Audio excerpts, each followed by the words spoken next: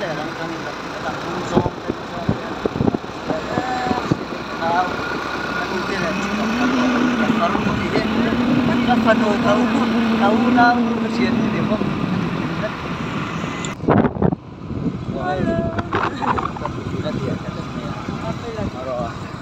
cái kiếm sao đâu nhỉ phải té kiện gì mà à sen ốm nó làm khai trái em cái cụ ta mà hang kiếm rồi ôi thì thôi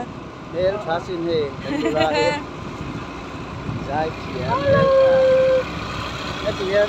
tam sâu rồi những người là tâm đấy dùng khai chút cái tiền à phải geri nasi per phải geri nasi làm thế cái gì à xong rồi thì chẳng cần tết thì lỏng nè nó ra mình chụp cái chung là nó cắt rất đấy